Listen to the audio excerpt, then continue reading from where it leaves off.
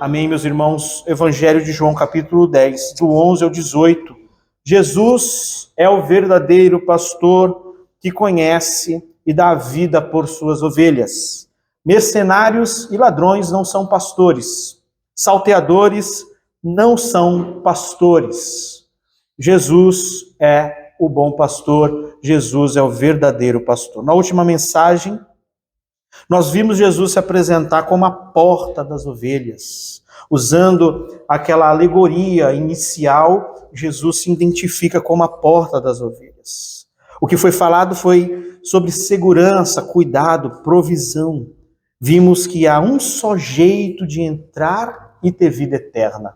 Não existe um outro caminho, não existe uma outra porta à vida e à salvação, a não ser por Cristo. Não existe a porta dos teus esforços, não existe a porta dos teus méritos. O que existe é o acesso exclusivo de Cristo para a salvação. O que nós vimos também foi que Jesus não estava falando isso de forma solta ou aleatória, de forma nenhuma. Ele estava respondendo a uma situação real. E qual a situação real que Jesus estava respondendo e está respondendo? Um contexto de rejeição espiritual. Aqueles que deveriam ter recebido o Senhor, os rejeitam deliberadamente. Aqueles líderes religiosos que deveriam cuidar do povo, zelar do povo, estavam agindo como ladrões e salteadores. Eles não estavam alimentando as ovelhas. Estavam explorando, estavam maltratando, estavam afastando as pessoas de Deus. Representado por aqueles religiosos, sumos sacerdotes, fariseus, saduceus, escribas, doutores da lei, na verdade, se enquadram nesse aspecto, neste ponto ao qual Jesus vem denunciando. Quando nós ouvimos neste texto, eu sou o bom pastor. Jesus toca em um nervo sensível da história de Israel, bem conhecido deles, porque o povo ainda sabia muito bem o que Deus pensava sobre líderes ruins. Eles conheciam o que Deus disse lá em Ezequiel 34, sobre os pastores que maltratavam o rebanho. Se você já leu Ezequiel 34, sugiro que leia e descubra o que Deus pensa sobre aqueles que se dizem ser os seus líderes, ser os seus pastores e, na verdade, exploram o povo. O que nós veremos hoje, meus irmãos, é o bom pastor, aquele que dá a vida por suas ovelhas, aquele que conhece cada uma das suas ovelhas de forma pessoal, aquele que chama e que cuida e entrega a sua vida por elas. 5 partes está dividido esse sermão, baseado em nosso texto, o Evangelho de João, do 11 ao 18. O Senhor é o meu pastor. Ponto 2, versículo 12 e 13. O mercenário abandona as ovelhas. O mercenário é aquele assalariado que se relaciona com as ovelhas pura e simplesmente por aquilo que lhe interessa a ele. Ponto 3, o relacionamento entre o pastor e as ovelhas, versículo 14 e 15. Versículo 4, não existem 2 rebanhos ou 2 pastores, ou 2 rebanhos e um pastor, não. Um só rebanho e um só pastor, versículo 16. Última parte, 5º ponto, a soberania de Cristo na sua morte e ressurreição, versículo 17 e 18. Vamos considerar então, meus irmãos, no versículo 11, o Senhor Jesus diz assim: eu sou o bom pastor dá a vida pelas ovelhas. E aqui eu considero a primeira parte do sermão, no versículo 11, com esse tópico: o Senhor é o meu pastor. E esse Senhor, que é o nosso pastor, que é o seu pastor, que nós encontramos no Salmo de número 23, vai dizer o seguinte: ele é bom. Ele é bom. É o que o Senhor Jesus disse a nós, está registrado nesse texto, escrito por João. Eu sou o bom pastor. O que Jesus está ecoando aqui, meus irmãos, é Ezequiel, capítulo 34, onde Deus acusa os pastores de Israel por se alimentarem das ovelhas, mas promete ele mesmo vir como o verdadeiro pastor. Muitas vezes, quando nós olhamos este título, esta palavra, o bom pastor, o que nós imaginamos é simplesmente uma qualificação moral. mas aqui excede qualquer tipo de pensamento que seja simplesmente uma qualificação moral. Jesus se identifica como o próprio Deus, que promete vir como o pastor. Ezequiel 34, versículo 11 diz assim: porque assim diz o Senhor Deus, eis que eu mesmo procurarei pelas minhas ovelhas e a buscarei. O próprio Deus. Como o pastor busca por seu rebanho, no dia em que está no meio das ovelhas dispersas, assim buscarei as minhas ovelhas e livrá-las-ei de todos os lugares por onde andam espalhadas, no dia nublado e de escuridão. Ezequiel 34, versículo 11 e 12. E o bom pastor se identifica com o próprio Deus. Esse texto em Ezequiel 34, Deus condena os pastores, líderes de Israel e promete que ele mesmo venha apacentar as suas ovelhas. Ezequiel 34, 15 diz assim: eu mesmo apacentarei as minhas ovelhas, não outros, eu mesmo virei. Ezequiel 34, 23 diz: levantarei sobre elas um só pastor, o meu servo Davi. Eu creio que até esse momento, você nunca mais irá olhar esse escrito, o bom pastor, da mesma forma. Como eu disse, não é simplesmente um atributo moral, revela quem de fato Cristo é. O Senhor não está apenas usando uma imagem bonita e acolhedora, como nós podemos ver em alguns quadros, não é? Aquele Jesus com a bochechinha rosadinha, segurando uma ovelhinha no colo. É muito mais que isso. A palavra significa mais do que bom, no sentido moral. Fala de algo nobre, excelente, glorioso. Cristo está dizendo: eu sou o pastor ideal, o único, genuíno, o que realmente é digno de guiar e proteger as ovelhas. Entendem isso, meus irmãos? O que aqueles ouvintes deveriam entender ao ouvir o Senhor Jesus clamar a elas: eu sou o bom pastor. Jesus estava fazendo uma reivindicação messiânica e divina. Ele se apresenta como o cumprimento da promessa de Ezequiel, o pastor davídico, que é o próprio Deus vindo para cuidar do seu rebanho. O bom pastor chegou. O Senhor é o meu pastor. Esse pastor, esse Senhor que é o nosso pastor, além de ser bom, ele é sacrificial. O texto diz: eu sou o bom pastor dá a vida pelas suas ovelhas. É isso que ele afirma. Ele dá a vida. Não significa apenas um risco, mas entregar-se voluntariamente, entregar voluntariamente a própria vida. Se o bom pastor ecoa Ezequiel 34, esse trecho ecoa Isaías 53. Como ovelha muda, deu a sua vida em sacrifício pelos muitos. Para o judeu familiarizado com esses textos, isso apontava a substituição penal, substituição vicária, pastor morrendo no lugar das ovelhas. Numa imagem meramente rural, o que nós podemos ponderar aqui? Que um pastor protege, mas não morre deliberadamente. Um pastor poderia até se pôr em risco, como nós vemos Davi registrar em 1 Samuel, meus irmãos. Mas o ideal para um pastor rural era sobreviver e não morrer. O pastor morrendo seria fracasso pastoral, abandono de rebanho, a própria morte.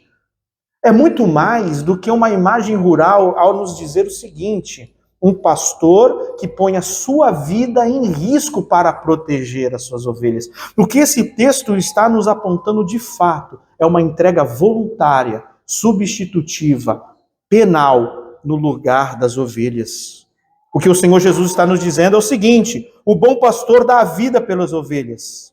Ele rompe a lógica rural e normal daquela própria alegoria. Aqui o pastor morre de propósito, voluntariamente e por amor das suas ovelhas. Não para ver as suas ovelhas despertas, mas para juntar, reunir o seu rebanho.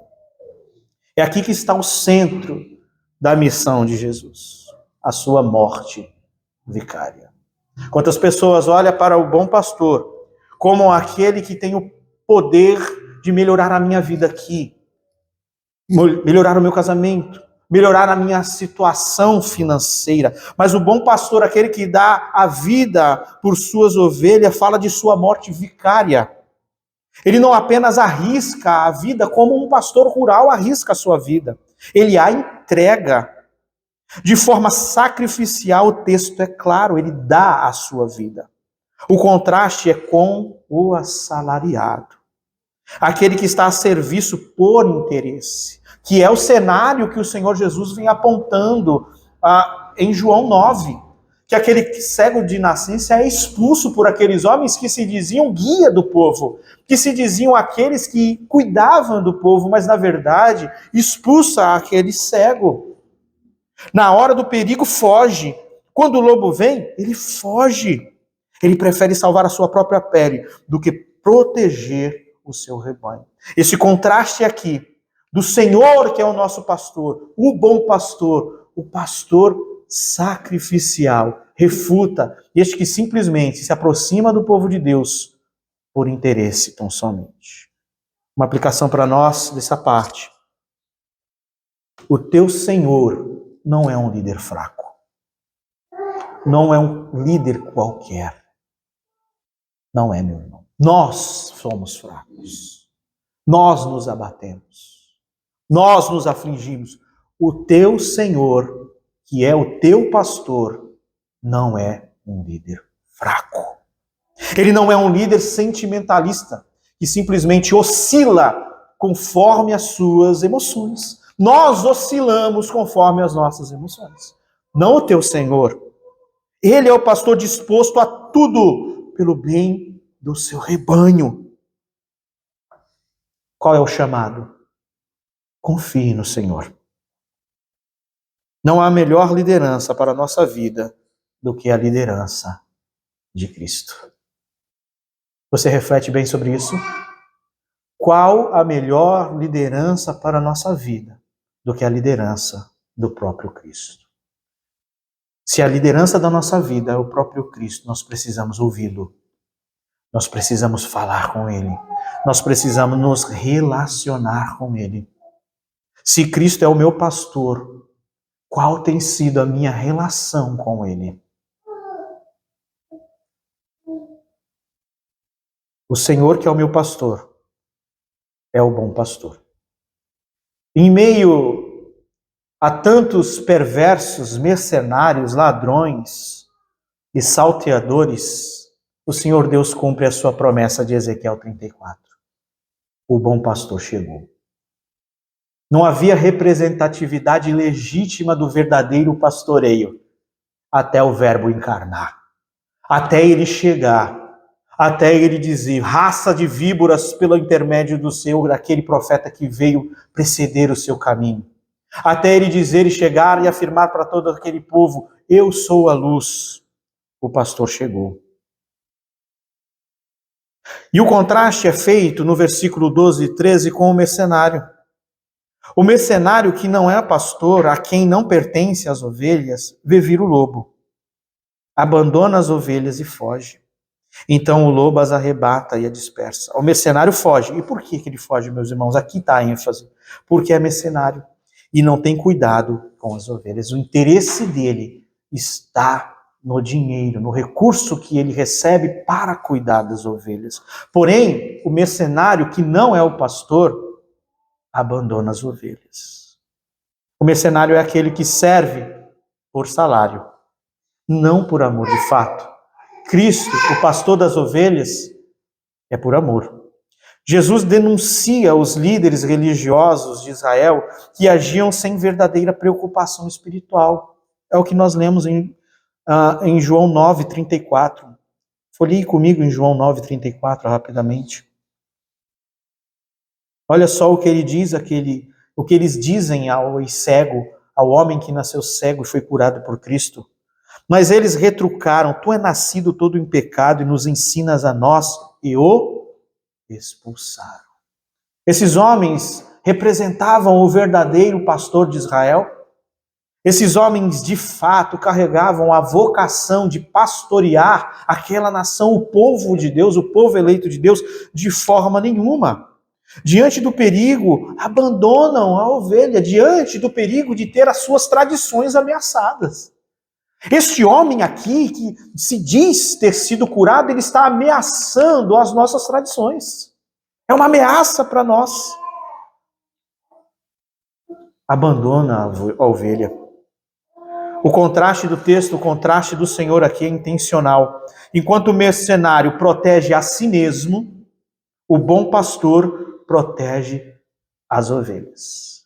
Que qualificação, não é? Para aqueles que se portam como os direcionadores e líderes do povo de Deus.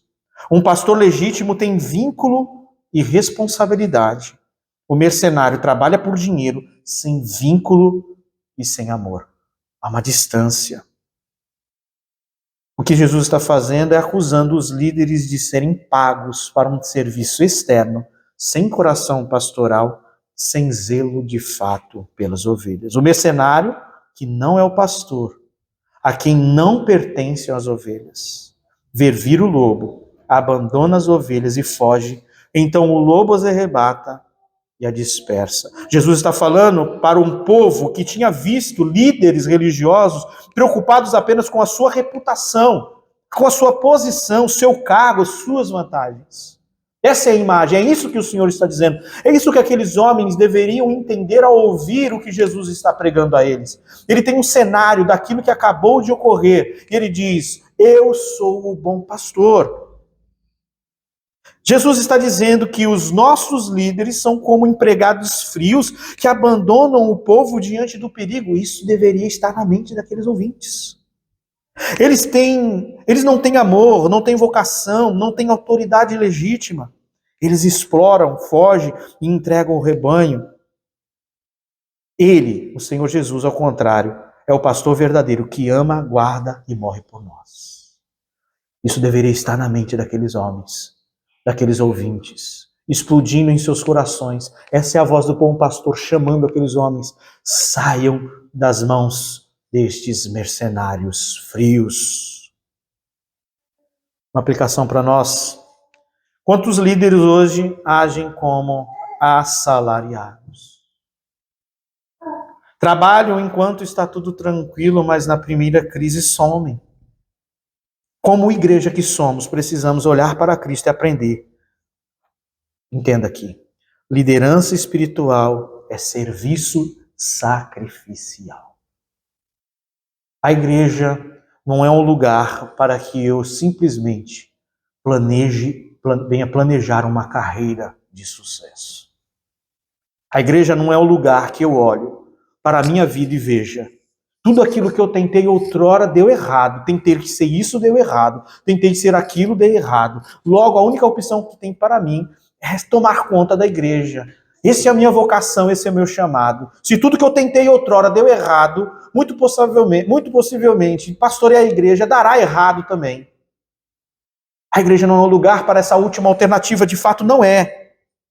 Ele não é o lugar aonde nós simplesmente olhemos para a igreja e pensemos, aqui é o lugar aonde eu extrairei o meu recurso. De fato não é. Preciso ter um currículo muito bem elaborado para enviar e pastorear. Não, não é isso. A verdadeira representação pastoral da igreja local segue o modelo de Cristo. Liderança espiritual é serviço sacrificial, é entrega, não tomada. É serviço, é render-se. Quantas pessoas, né, irmãos, dizendo vocação ministerial, mas quando nós as observamos de perto, no coração, o que nós vemos presente está muito mais pautado a uma lógica de mercenário que, de fato, serviço sacrificial. Muito mais jogo de interesse do que, de fato, liderança espiritual, que é serviço sacrificial, que é entrega, que é se doar, não meramente receber. Não simplesmente olhar a igreja como um lugar a qual eu terei um futuro seguro para tudo aquilo que para mim outrora foi um fracasso. Olhemos para aqueles que afirmam vocações, para líderes famosos, seja quem for, e busquemos o modelo do bom pastor em todos aqueles que afirmam vocação. Entenda isso, meus irmãos. Liderar o povo de Deus, liderança espiritual, é serviço sacrificial. Esse é o modelo do bom pastor. O modelo do bom pastor é esse: dar a vida por suas ovelhas. O contrário é o modelo do mercenário, que faz meramente pelo seu salário. Faz por aquilo que interessa a si mesmo, e não o bem do rebanho, e não o bem das ovelhas.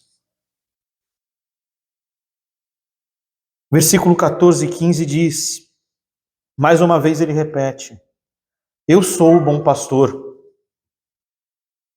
Conheço as minhas ovelhas e elas me conhecem a mim.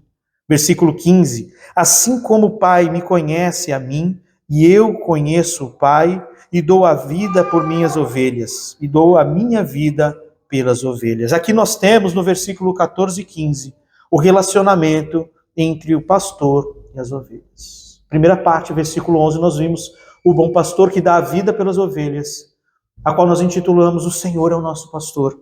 Segunda parte, nós vemos o contraste com o mercenário, aquele que pastoreia, aquele que cuida meramente por interesse daquilo que ele pode extrair do rebanho, mas de fato não é o pastor. E aqui nós temos o outro ponto, o outro contraste, o relacionamento entre o pastor e as suas ovelhas.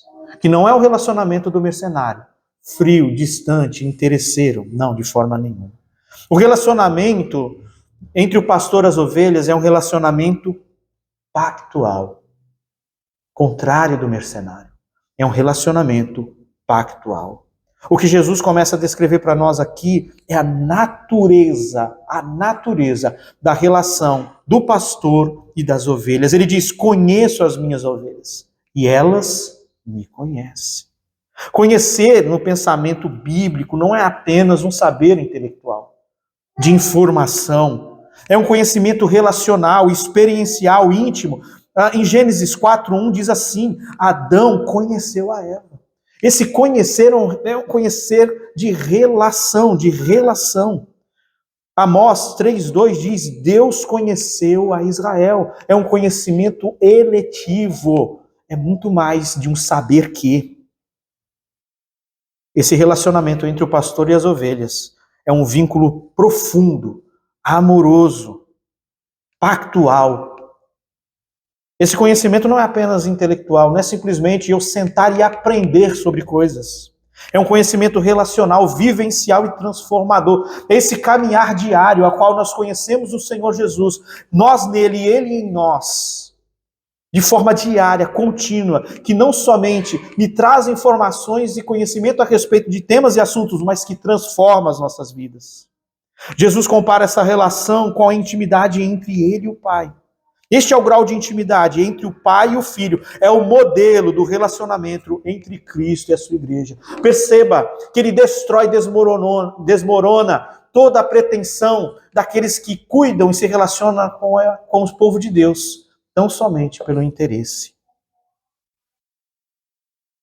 O verbo conhecer aqui, meus irmãos, é um termo profundamente pactual, porque ele não é uma mera ação cognitiva. Não é, ele é mais profundo. Amós 3, versículo 2 diz: de todas as famílias da terra, somente a vós conheci. Será que o Senhor Deus não conhecia as outras nações? Será que ele não sabia das outras nações? Porém, com Israel ele disse: de todas as famílias da terra, somente a vós conheci. Isso não significa ignorância das outras nações, mas eleição, comunhão. Isso é pacto. O relacionamento com Deus, com o seu povo, conheço a vós, é um relacionamento eletivo, um relacionamento de comunhão, isso é um pacto. Eséias 2, versículo 20 diz: eu te desposarei em fidelidade, e tu conhecerás ao Senhor. Conhecer é muito mais do que saber que. Desposarei em fidelidade. Isso é relacional. Aqui, quando nós lemos o versículo 14 de João 10, conheço as minhas ovelhas e elas conhecem a mim. O que nós temos aqui, meus irmãos, é uma carga pactual do Novo Testamento. E quando eu falo carga pactual, eu digo que essa relação é de amor eletivo. fidelidade mútua, comunhão exclusiva, relacionamento estabelecido pelo próprio Deus. Entenda, Cristo não morreu e o seu sacrifício não é a qualquer ou a todos os povos indiscriminadamente, não, a todas as pessoas indiscriminadamente, não, é por suas ovelhas. Por isso que esse relacionamento é um relacionamento pactual. Eu conheço e elas me conhecem. Isso ecoa as formas pactuais. Jeremias 31, 33 diz: serei o seu Deus e eles serão o meu povo. Elas conhecem a mim, eu conheço a elas. Serei o seu Deus e eles serão o seu povo. Isso é uma forma pactual, uma fórmula pactual. Jesus está dizendo, em outras palavras, eu sou o Deus do meu povo. Maravilhoso isso, né, meus irmãos? Enquanto nós temos esses homens que guiam o povo de Deus de forma falsa, mentirosa, aquele, o dono das ovelhas, vem chamando as suas ovelhas de fato. Eu sou o seu Deus e vocês são o meu povo. O meu povo me pertence, me conhece, me segue. Isso é a essência da aliança. Relacionamento estabelecido soberanamente por Deus, com base em promessa e fidelidade em alta entrega. Assim como o Pai me conhece, eu conheço o Pai e dou a vida pelas minhas ovelhas. Ainda tenho outras ovelhas, não deste aprisco. A mim convém conduzi-las, e elas ouvirão a minha voz, então haverá um rebanho e um pastor. A entrega voluntária da vida é o cumprimento do pacto da redenção. Dou a minha vida pelas ovelhas. Aqui está o coração do pacto. O filho conhece o pai, ele cumpre a vontade do pai. A vontade do pai é redimir os eleitos. O filho entrega a sua vida por elas. Uma aplicação para nós aqui. Hoje em dia, muita gente vive a busca de ser conhecida. Você coloca uma foto na internet, você logo aguarda pelas curtidas, pelos likes, por quantas pessoas visualizaram. Querem ser notadas nas redes sociais, nos grupos, nos trabalhos. Querem curtidas, querem aplausos, querem atenção. Né? O jovem quer que as jovens o conheçam e assim o contrário também. Mas esquecem de algo infinitamente maior. O Filho de Deus, o Senhor do Universo, nos conhece de verdade. Nos conhece de verdade. Não de forma superficial, mas de forma íntima, profunda, amorosa. Entenda aqui. Antes de querer ser conhecido pelos homens, alegrem-se em ser conhecido por Cristo. Isso é o que realmente importa na eternidade. Entenda isso. Antes de querer ser conhecido por pessoas, antes de querer qualquer tipo de fama, o que importa é que o Senhor nos conhece em forma íntima e pactual. Se isso valesse para nós, quantas coisas mudariam em nossas vidas? Quanto tempo nós deixaríamos de gastar com coisas tão tolas e vãs? Quantas preocupações bobas cairiam por terra se nós entendêssemos quem de fato nos conhece, nos chamou pelo nome? Quantas pessoas, meus irmãos, depressivas, angustiadas, buscando relação fria, distante nas redes sociais. Tem pessoas que você olha no Facebook, no Instagram, em tantas outras plataformas, a pessoa está lá com 3.000 de amigos. Se essa pessoa conversa com 100 dessas, nunca viu pessoalmente e nunca verá. Mas muitas vezes o coração dela se alegra e se apoia naquilo de fato. Se apoia de fato. Quando na realidade passa a semana se sentindo só. Em quartos isolados, sem ter com o que conversar, se sentem abandonadas, tristes, caídas, porque buscam conhecimento, buscam ser conhecidas em lugares frios e vazios. Quando, na verdade, o seu verdadeiro interesse deveria ser esse. Antes de querer ser conhecido pelos homens, alegre-se em ser conhecido pelo próprio Cristo. Ele te conheceu de forma pactual, íntima, amorosa, verdadeira. E como vivemos isso? O Senhor Jesus nos ensinou. Ao invés de querermos ser conhecidos pelos homens, orando em praças com as nossas mãos levantadas, buscando galardões dos homens, entra no teu quarto, fecha a porta do teu quarto, fala com o teu Senhor em secreto, e em secreto Ele te ouvirá e te responderá. Buscamos o Senhor no secreto, busquemos o Senhor, temos buscado o Senhor neste oculto, neste lugar de relação entre nós e Ele. Ou nós terceirizamos a nossa relação com o Senhor em meio a tantas outras coisas. Entenda, meus irmãos, comunhão é um meio de graça, mas a comunhão não terceiriza a minha relação com Cristo. A minha comunhão com você, ela não terceiriza a minha relação com o meu Senhor. Quem fez mediação foi Cristo, a igreja não faz mediação. Nenhum de vocês que está aqui, nem mesmo eu, fez mediação pactual entre nós e Deus. O mediador é Cristo. Ele é o mediador do pacto da redenção. Nós nos alegramos em unidade, nos alegramos em comunhão, perceba, mas quando você está lá no teu quarto, em tua intimidade, dobra o teu joelho e fala com o teu Senhor, Ele te ouve. Tem pessoas que pensam, meus irmãos, que Deus é uma realidade somente quando nós estamos juntos. Nós estamos juntos, mesmo quando nós não estamos juntos. Porque o povo de Deus é unido espiritualmente a Cristo. Somos ligados uns aos outros porque Cristo habita em nós pelo seu Espírito. A minha comunhão com Deus não acaba quando o culto acaba. A minha relação com Cristo não acaba quando termina o encontro e o ajuntamento da igreja. Não, não termina. Ele continua. Por quê? Porque antes de querer ser conhecido pelos homens, esta está a nossa alegria. Em ser conhecido por Cristo, é isso que realmente importa. Sermos conhecidos por Cristo. Isso é o que de fato importa. Versículo 16. Um só rebanho e um só pastor. Ainda tem outras ovelhas, não deixe aprisco. A mim me convém conduzi-las. Elas ouvirão a minha voz, e então haverá um rebanho e um pastor. Aqui ele aponta para uma inclusão dos gentios, né? O rebanho de Cristo não se limita ao Israel étnico, não se limita. O plano da redenção alcança os de todas as nações. Ainda tenho outras ovelhas que não são desse aprisco, haverá um rebanho e um pastor. Isso estava presente na antiga aliança.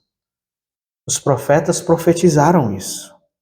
O que Jesus está falando aqui é dos gentios que ainda creriam.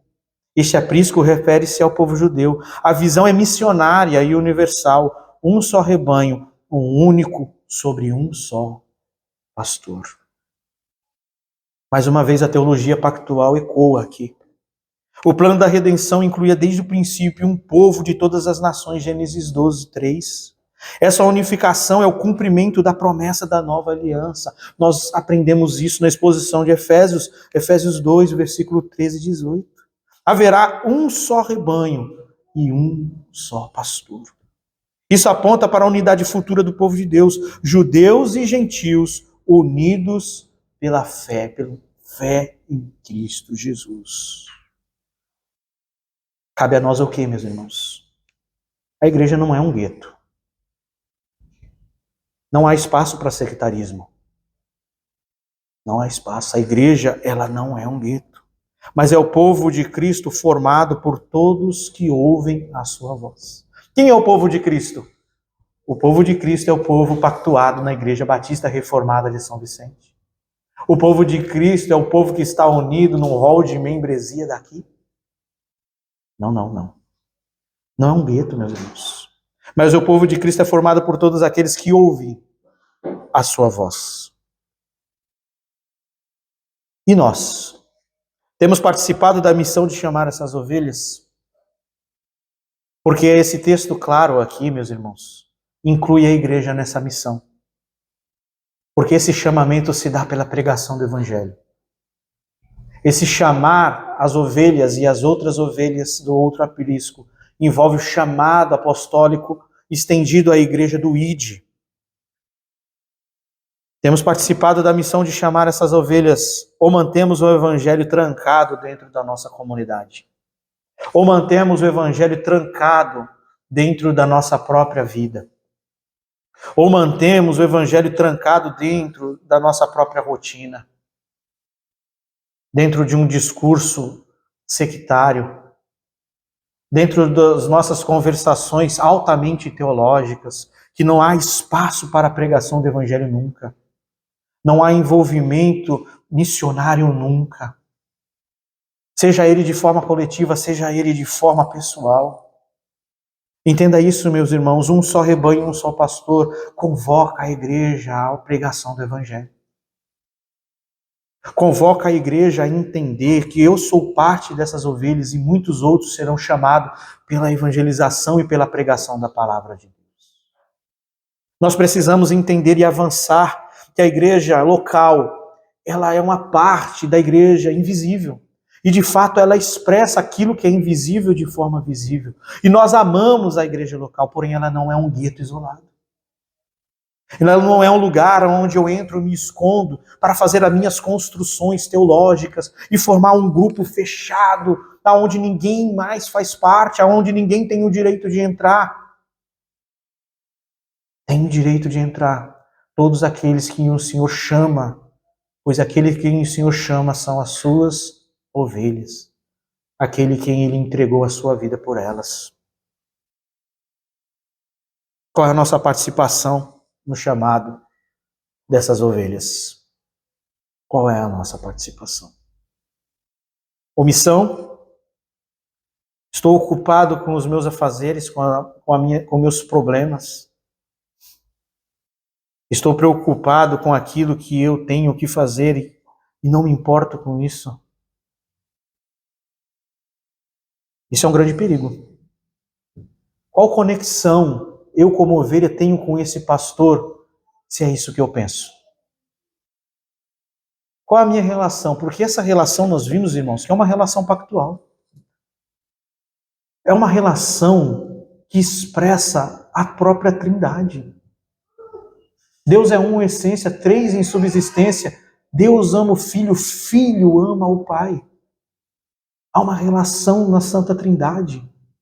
E essa relação do pastor com o seu rebanho expressa essa relação do próprio Deus em amor. E se é a mente de Cristo chamar as ovelhas que estão espalhadas por todos desse mundo, qual é a voz que o Senhor tem usado a não ser a pregação da palavra de Deus através do seu povo redimido? Não podemos manter o evangelho trancado dentro da nossa comunidade. E isso é o perigo muitas vezes. Nós vamos construindo dentro das nossas igrejas, congressos mais congressos, estruturas mais estruturas, formulações teológicas, e vamos nos colocando em um patamar elevado e nos distanciando dos ouvidos que estão, na verdade, sedentos para ouvir uma pregação do Evangelho dizendo: você está morto em delitos e pecado, venha a Cristo que morreu por miseráveis como eu e você. Não podemos fazer construções, fortalezas teológicas que confinam o Evangelho dentro de guetos pequenos. Ou posições sectárias que, ao invés de atrair pessoas, afastam pessoas. Fazendo premissas tolas na internet, que ao invés de quebrar barreiras, constroem preconceitos.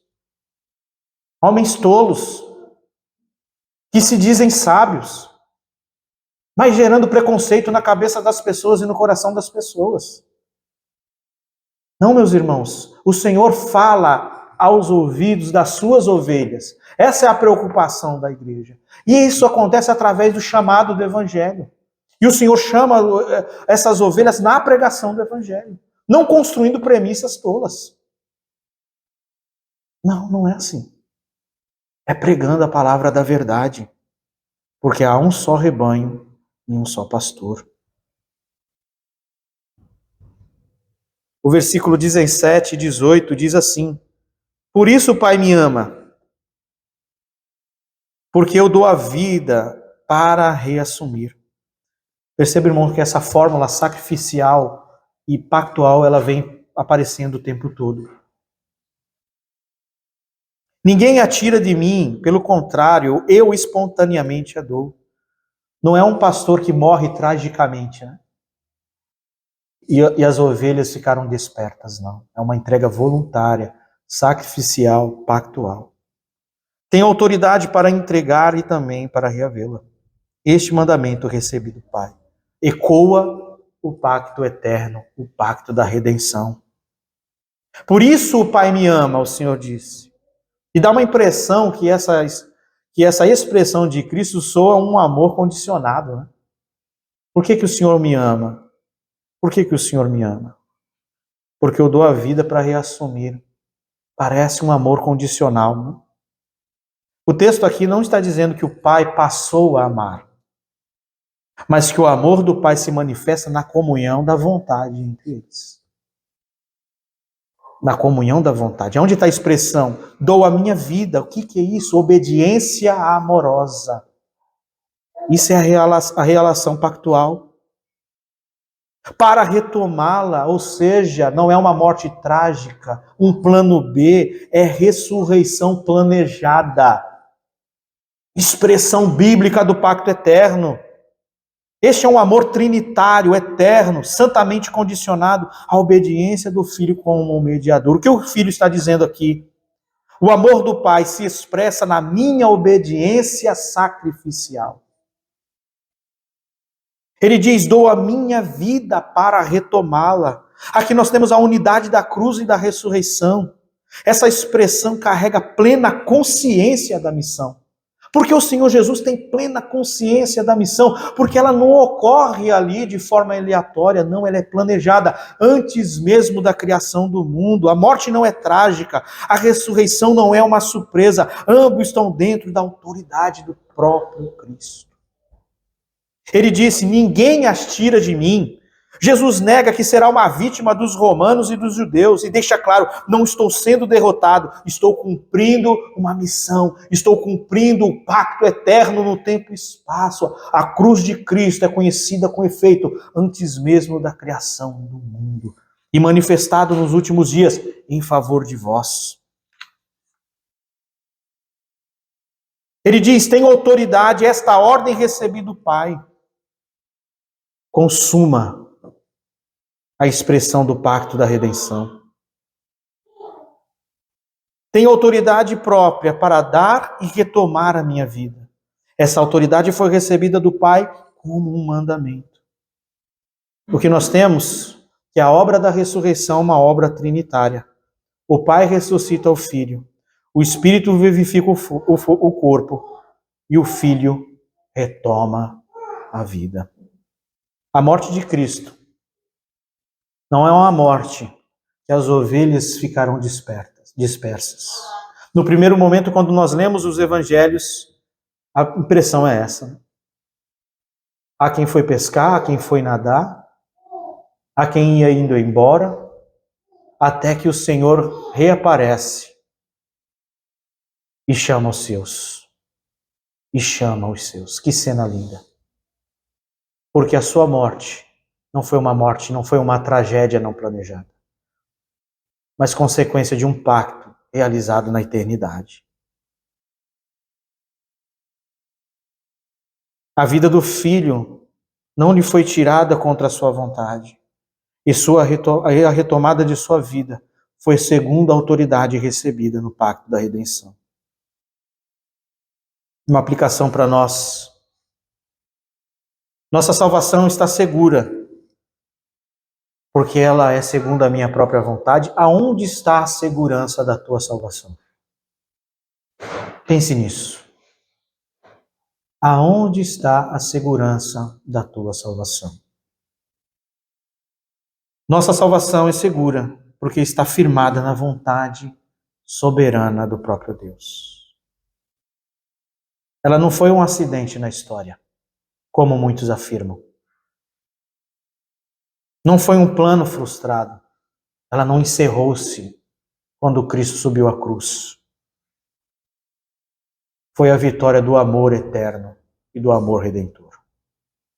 Esse é um chamado a uma vida espiritual confiante, meus irmãos, porque Cristo reina. Você reflete sobre isso diariamente em sua vida? Cristo reina. O pastor que deu a vida é o mesmo que hoje vive e intercede por nós. O mesmo pastor que foi à cruz e morreu é o mesmo pastor que ressuscitou. É o mesmo pastor que subiu em triunfo aos altos céus e intercede pelo seu rebanho continuamente. Aonde reside a segurança da nossa salvação? Na soberania do pacto eterno. Na soberania do pacto trinitário. A segurança da nossa salvação não está em sua capacidade, não está naquilo que você pode ou não pode fazer, mas no sacrifício cumprido de Cristo Jesus, nosso Senhor. Ele é o bom pastor, ele é o Senhor que dá a vida para as suas ovelhas.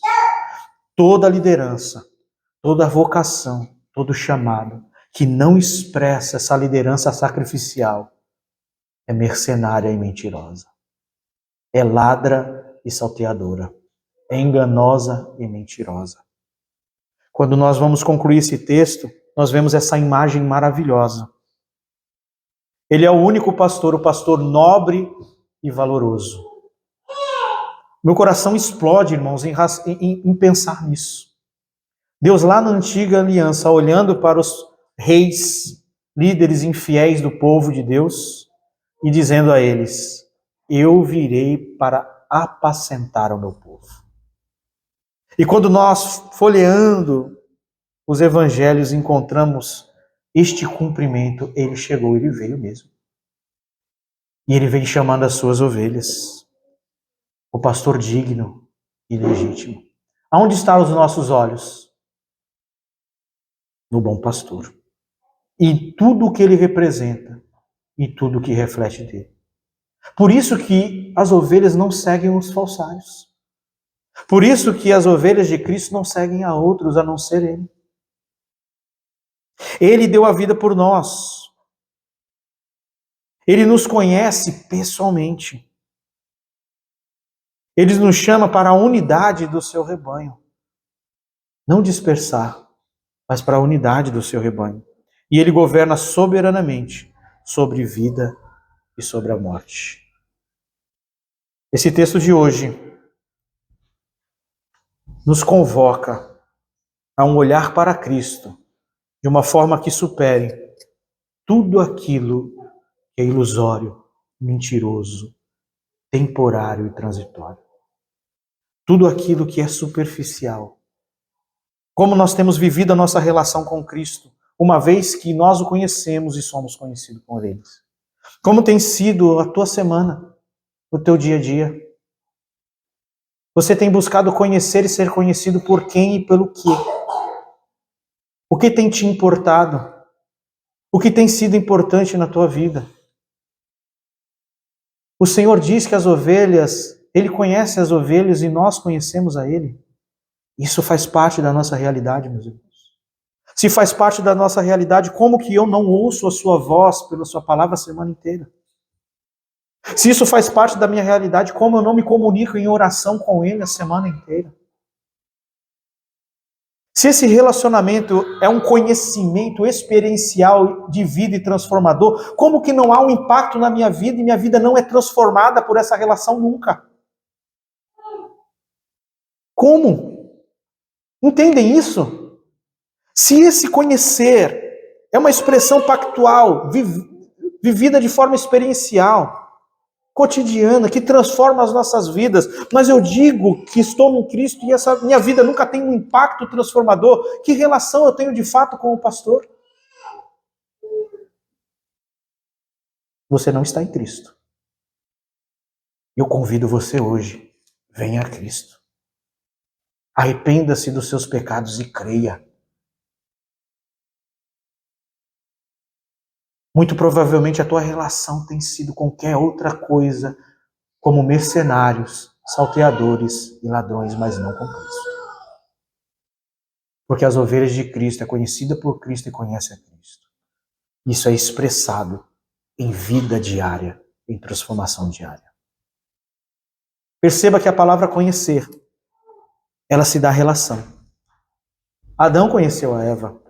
Deus conhece o seu povo. E não simplesmente um dia teórico de leitura, não é? Onde eu passo simplesmente carregar a minha mente de informações. Não.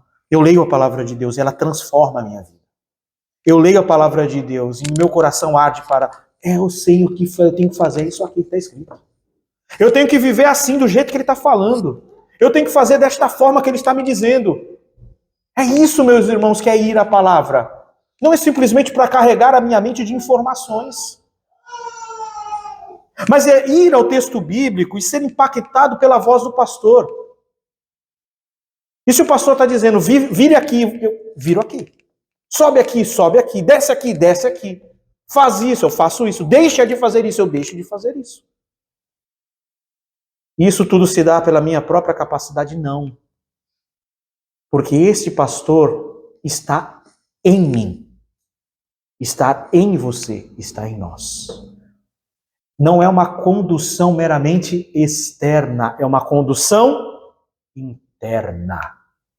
O mercenário conduz de forma externa e cria meios para conduzir de forma externa. O bom pastor está ele conduz e conduz em nós, dentro de nós. Por isso que nós ouvimos a voz do pastor.